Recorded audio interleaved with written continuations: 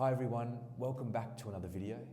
Today's a fun one where we're going to be diving into a favourite tool of mine that can help transform your bench press numbers, and that is the bench block. In this video, we're going to present a complete guide for beginners in utilising the bench blocks to help improve your bench press technique, strength and overall performance. So let's get started.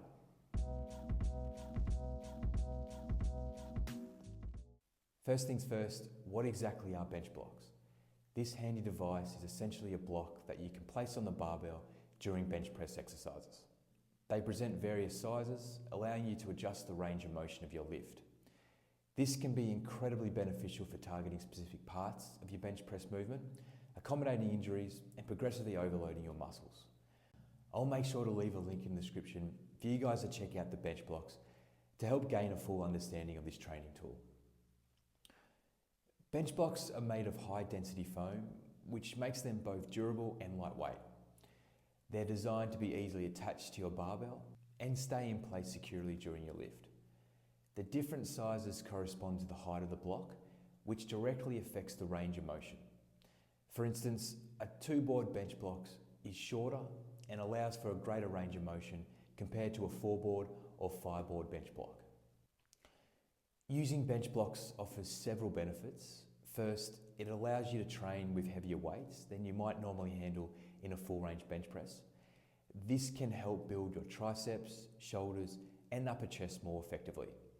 Second, it's great for working through sticking points, which are those parts of the lift where you struggle the most. By targeting these specific areas, you can improve your overall strength and performance in the bench press. Now, let's dive into how to use the bench blocks in your bench press routine. I'll walk you through the setup, proper form, and some of the key tips to get the most out of your bench blocks training. Step 1, setting up. Begin by choosing the appropriate bench blocks for your workout. As a beginner, start by identifying what range of motion you want to work within. For example here, we'll use the 3-board. Attach the bench blocks to the barbell by simply knocking it onto the bar where you want it to sit. It should sit securely and not move around. Next, position yourself on the bench as you normally would for a bench press. Make sure your feet are firmly planted on the ground, your back is arched and your shoulder blades are retracted. This position provides a stable base for your lifting. You want to mimic the exact same setup as your normal bench press to enable perfect transfer of technique to ensure your transition back to the full range lift is not compromised by poor mechanical motor learning, resulting in a disappointing carryover. And just an important tip to remember before liftoff, instead of having the bench block situated flat like this, we want to slightly angle it so we can replicate the traditional board presses when we come down to touch the chest, allowing for an efficient execution of the lift. Now, let's talk about the actual lift. Unrack the barbell and bring it down so the bench blocks touches your chest. This will limit how far the barbell goes, which is great for focusing on different parts of the lift. Push the barbell back up to the starting position, making sure to maintain control and proper form throughout. There are 2 methods I have found to work best when executing bench block presses, and they include the light touch and go, where you perform the lift normally, but with the aim of trying to touch your chest as lightly as possible before exploding into the positive. The other method is to perform a 1 to 2 second pause at the bottom, touching the chest again as lightly as possible, holding that position under control, then exploding up into the positive. Now let's take a closer look at the different heights and how they affect your lift.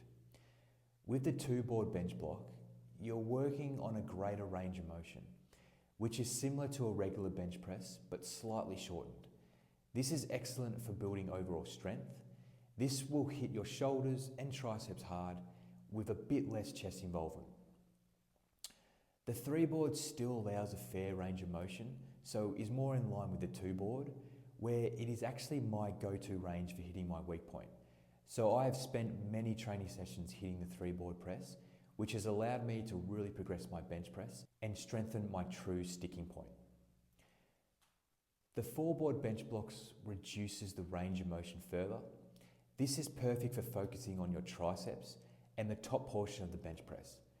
It's also a great option if you're dealing with shoulder issues, as it reduces the strain on the shoulder joint. The fireboard bench block is the shortest range of motion and is highly effective for overloading the triceps. It's also beneficial for powerlifters working on their lockout strength.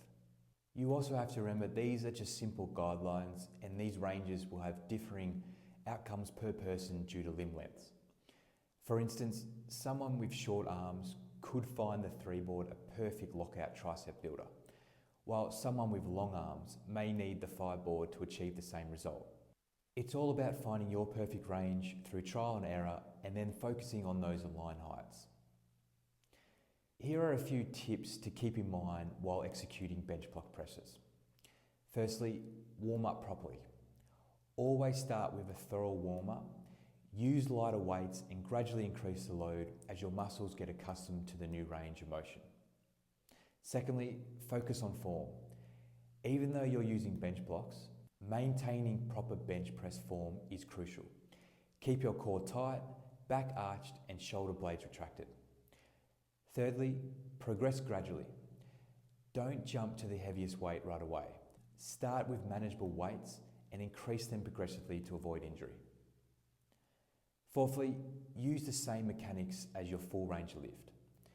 Don't use a different body position or mechanics to complete the shorter range reps. Try to mimic the exact same technique you would execute on your full range lift. This enables correct motor learning, which will allow for positive transition to the full range lift. And lastly, listen to your body. If you experience any pain or discomfort, stop immediately. Bench blocks can help reduce strain, but it's important to pay attention to your body signals.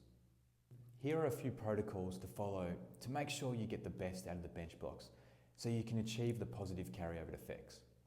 Firstly, use higher reps than 1 to 3 reps, which is usually suggested. It is best to work within the range of 4 to 6 reps, as it allows for more time under load, which enables newer improvements and muscle fibre adaptations to allow for maximum development. Working up to a 5 RM or rep max is a preferred method, which helps prevent from using too much volume to avoid central nervous system fatigue. Second, using too much weight.